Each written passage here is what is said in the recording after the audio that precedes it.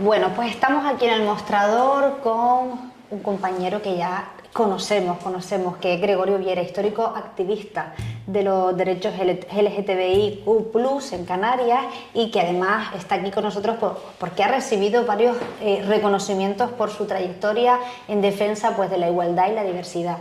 Vamos a hablar sobre estos homenajes y sobre los retos que todavía quedan por delante y su lado, pues, por supuesto, más personal. Así que buenas tardes, Gregorio. Buenas tardes, Ariana. Muchas gracias. A ti por estar aquí con nosotros. Nosotros vamos a hacer un alto y enseguida volvemos con él.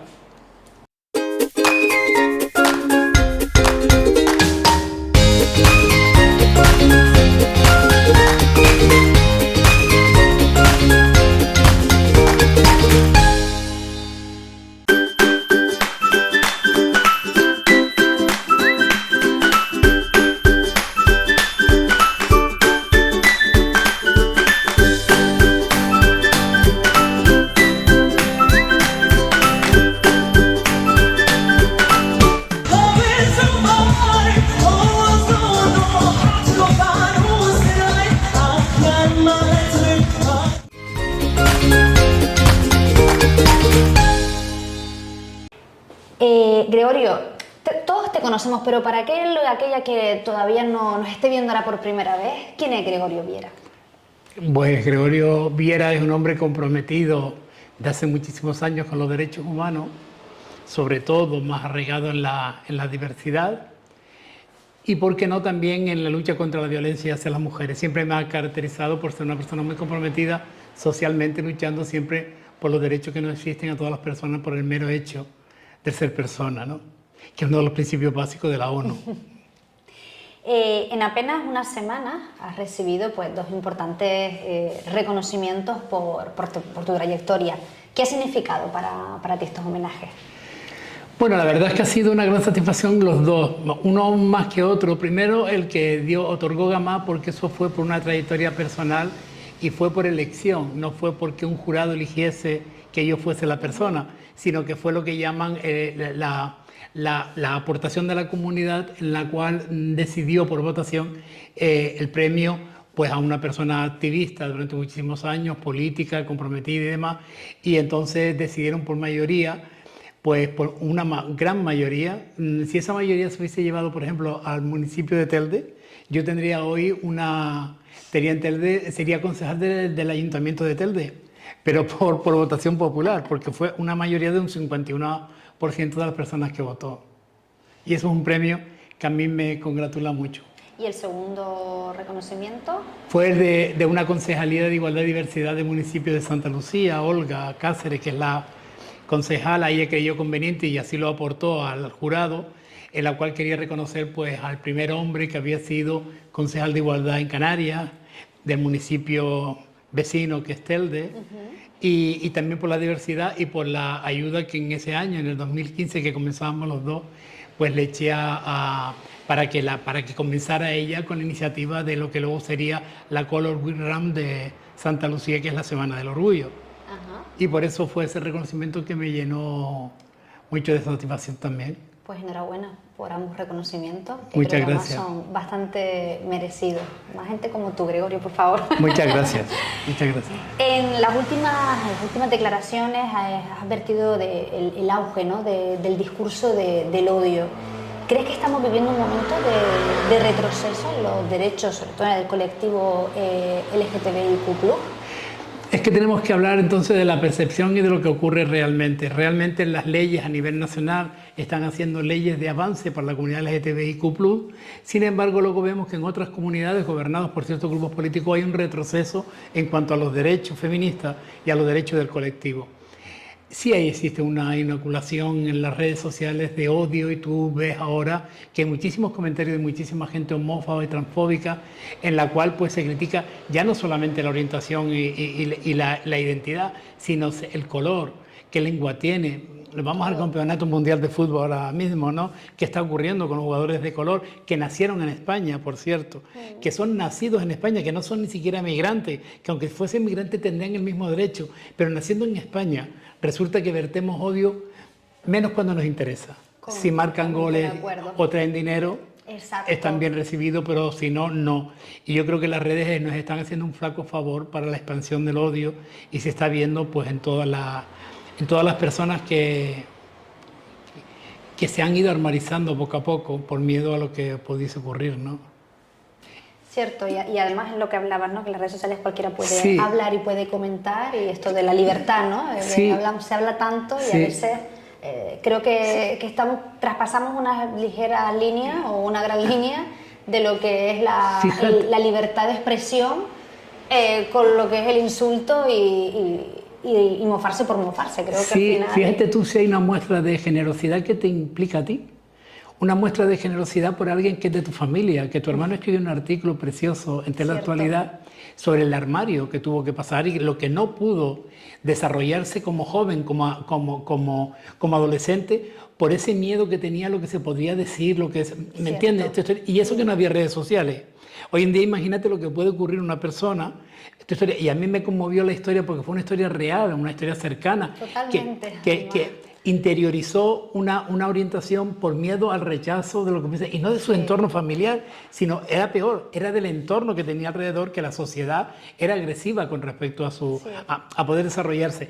Pero yo creo que sirve como referente a muchos jóvenes cuando leen eso. De hecho, yo le he hablado en otros medios con gente joven y le he puesto como ejemplo para que vea de que nunca es tarde para poder reconocer lo que no te dejaron vivir. Eso que el odio hizo, que te cerraran las puertas de tu armario, que tú mismo las cierras porque al final la homofobia interior es la peor que hay. Cierto. Y entonces yo creo que tenemos que hacer mucho más referentes, mucho más hablar con los jóvenes y las jóvenes para que no transmitan odio en sus comentarios ni historias, que permitan el respeto a la otra persona para que sea como quiere ser, ¿no? Vivir y vivir. y dejar vivir. Sí, evidentemente, es eso. No es tan complicado, ¿no? No, pero las redes nos han llevado a una posición de odio y en la cual lo que es distinto y lo que yo no entiendo, muchas veces es miedo, muchas veces es no saber. Pero tú imagínate un adolescente ahora, 12 años, que está descubriendo su sexualidad, 11, 12 años, 13 años, que está descubriendo su sexualidad y todo lo que encuentra en las redes es contra su propio desarrollo. Así es imposible. Al final nosotros hace muchísimos años que tuvimos aquello de que hay que quemar los armarios, pero los armarios no nos lo dejaron quemar. Y entonces mucha gente se armarizó en ese sentido y mucha gente que vive con el estigma precisamente de la homofobia interiorizada que a lo largo de los años ha ido llevando, ¿no? Que se han casado, que han tenido hijos, pero que luego no son capaces o no pueden a sus hijos pues darle todos los valores que deberían de haberle dado en principio a él para poderse desarrollar como persona. Y por eso yo desde aquí además aprovecho ahora que estamos tú y yo, que no nos escucha nadie, para que se lo dije a tu hermano personalmente, que me encantó el artículo porque es de valentía, se tenga la edad que se tenga, y con estos tiempos, con lo que está ocurriendo, y que lo que nos podría ocurrir, que alguien salga y hable en primera persona. Sí, yo la verdad que bueno, esto ahora también te lo comento ahora que nadie nos escucha. Hubo cosas que leí en el artículo que yo, soy su hermana, desconocía. Claro. La verdad que tenemos diferencia de edad, son 15 años de diferencia y cosas que no nos contamos, ¿no? Y al final, bueno, a lo mejor puede surgir en una conversación, pero hubo cosas que yo desconocía. Entonces, yo la verdad que cuando lo leí, pues también fue un poco de... ¿Cómo lo vivió? Y yo tan ignorante, ¿no? Sí. A lo mejor uno incluso hace alguna broma, digo, uy, ahora lo veo de otra manera. Yo también, por supuesto, estoy orgullosísima de ese artículo porque reconozco que me tocó la fibra, Sí. ¿no? Sí, sobre todo porque luego, aparte de los valores que te impregna tu familia, en este caso yo sé los valores, que además conocí a tu padre muy bien y sabía los valores, una persona que era muy progresista y entendía todas estas historias. Sí, por suerte, pero, sí. Por suerte, pero también está en una sociedad que marca muchísimo, ¿no? Y a veces uno se ve lastrado por lo que dicen o por lo que pudiesen decir, o porque no quieres involucrar a tus padres en una situación en la cual crees que es un poco mala para ellos. Pero al final resulta que cuando uno es capaz de poner en valor todo este tipo de cuestiones, sirve para que otras personas se sientan al menos amparadas, ¿me entiendes? Y que en este camino no es un camino solitario, que es un camino de muchísima gente. Por eso es necesario seguir avanzando. Cuando la gente me dice, hay que seguir siendo, con el orgullo, le digo, sí, hay que seguir siendo orgulloso porque no podemos dar marcha atrás, no podemos.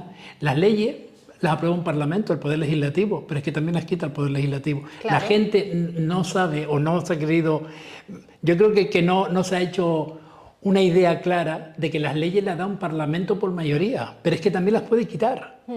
Es que viene un parlamento ahora totalmente contrario y con una mayoría absoluta y pueden caer todas las leyes que nosotros creemos que son de avance. Conseguido, por supuesto, claro, avances pero sociales. la pueden quitar.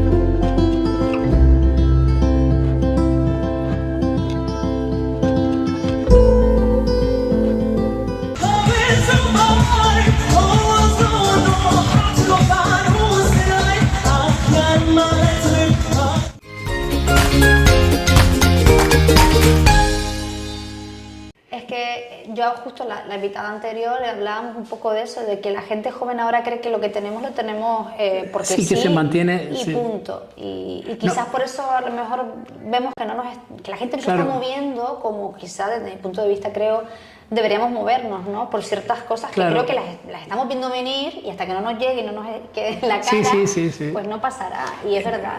También es por falta de información democrática y es las leyes, la Constitución y las leyes orgánicas son muy difíciles de cambiar porque se necesitan determinadas mayorías para poder hacerlo, ¿no? Como la Constitución. Pero hay otras leyes que aprueban mayorías simples, o sea, son mayorías cualificadas que aprueban una ley y esas mayorías pueden quitarla.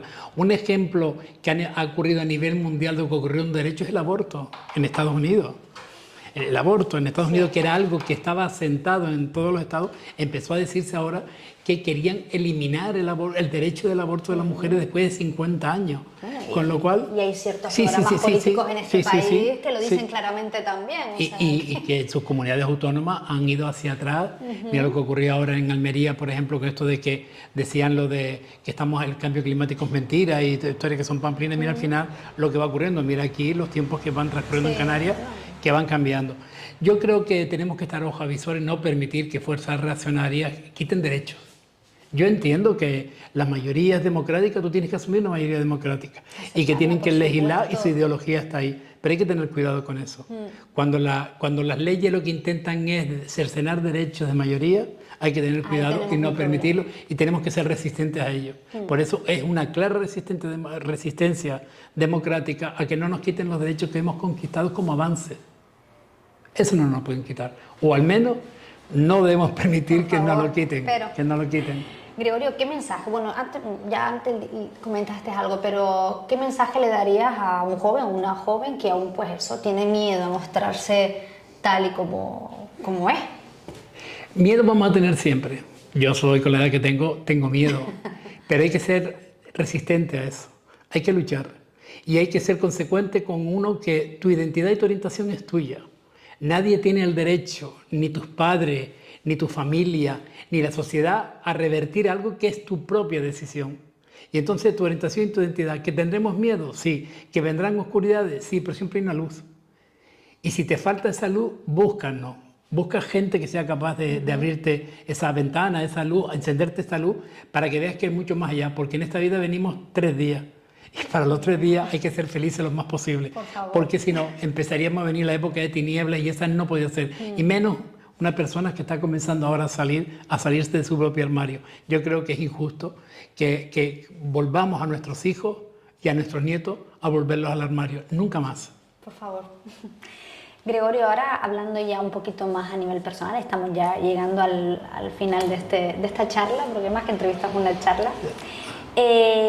Si tuvieras que recomendar un libro o una película, lo que quieras, porque a lo mejor hace tiempo que no lees un libro o hace tiempo que no te ves una peli. Si quisieses recomendar algo, ¿cuál sería? Fíjate tú. O ambas cosas. No, en cuanto a una película, ahí me ha asombrado porque la veo siempre cada cierto tiempo, que es Jaula de Grillos.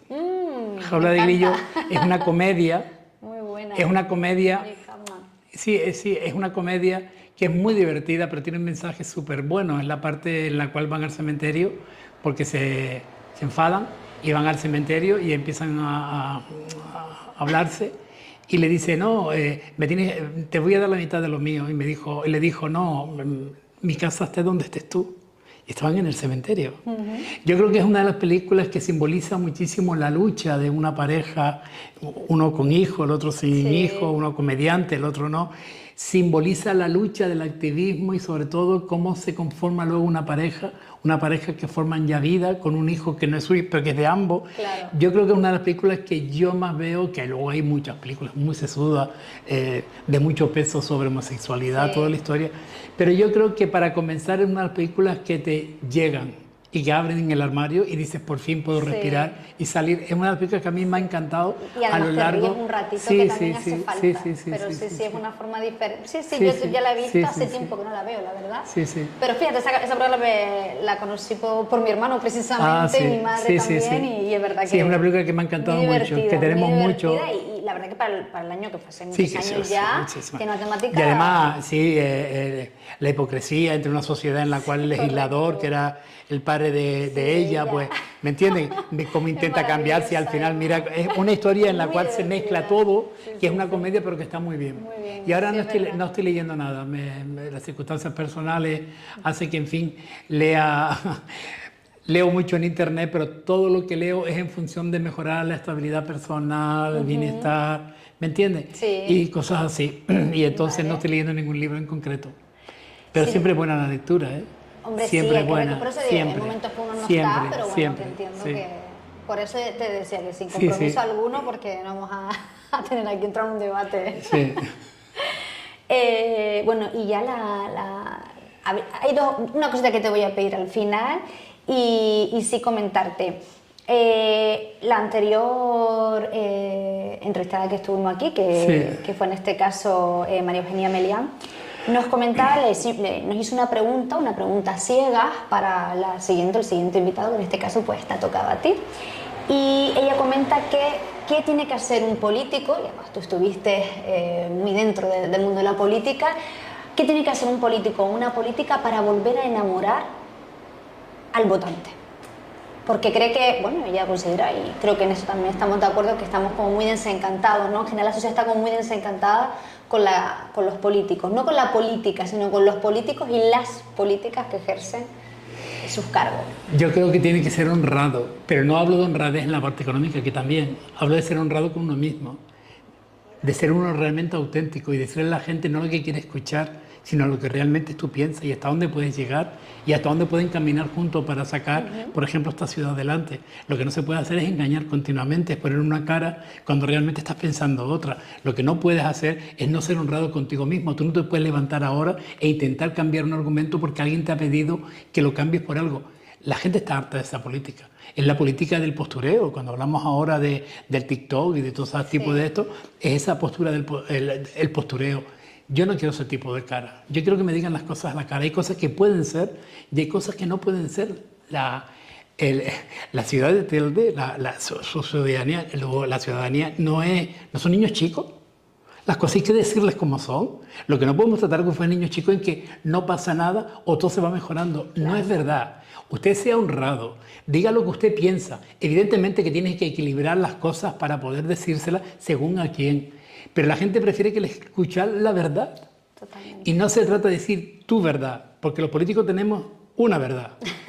Y eso lo sé porque tenemos una verdad, que a veces es la nuestra, a veces la que viene dada, y tú tienes que ser honrado contigo mismo y decir, bueno, yo me he gozado cosas en las cuales uno piensa de una manera y dice, yo lo siento mucho, pero tengo que ir por ahí. Y cumplir. Yo fui mal político porque yo en el 2015 antes y la gente del mostrador me conocía cuando estábamos ante el programa, yo siempre dije que yo no quería ni chofer ni asesores, yo no los tuve. Yo me mantuve en mi línea de no tener, y siempre al final cuando salí de política me decían, ¿qué me decían? Que era un tonto. Me bajé el salario ganando menos que en el hospital, pero era un tonto, pero fue a lo que yo me comprometí. ¿Eso vende? No. Claro. No vende porque ya se encarga la gente de quitar toda esa historia y entonces no eres buen político si tú haces eso. Entonces yo me pregunto, ¿quién es buen político? Aquel que se lleva las cosas que no son suyas, aquel que no cumple con lo que promete para hacer. No prometas aquello que no puedes hacer, no lo prometas. Y entonces, en fin, así nos va en esta ciudad muchísimas veces que hemos prometido en campañas electorales, no digo ahora, en campañas electorales sistemáticas, se ha dicho muchísimas cosas y al final tú ves cómo ha evolucionado. Entonces prefiero que sea más auténtico, que sea honrado y sobre todo que sea un ser humano cercano y no aquello que me decían de que la gente cogía el teléfono cuando había un vecino para no contestarle, por favor. En fin. Gregorio, ya para finalizar y ya despedirnos por ahora, una pregunta, en este caso la vas a realizar tú, en este caso una pregunta pues al próximo, la próxima invitada, por ejemplo si fuese del índole político, ¿qué pregunta le harías? Sin saber quién vamos a tener aquí, por supuesto. Sí, que me argumente solamente una causa para que diga que Telde merece la pena. Para que diga que Telde merece la pena, wow, sí, buena pregunta. Una sola. Vale. Que me diga por qué Telde merece la pena. Vale. Pues Gregorio, mira, muchísimas gracias, enhorabuena de nuevo por esos reconocimientos, ojalá que no sean los últimos, sí. y gracias por estar aquí con nosotros. Te lo agradezco mucho, muchas gracias.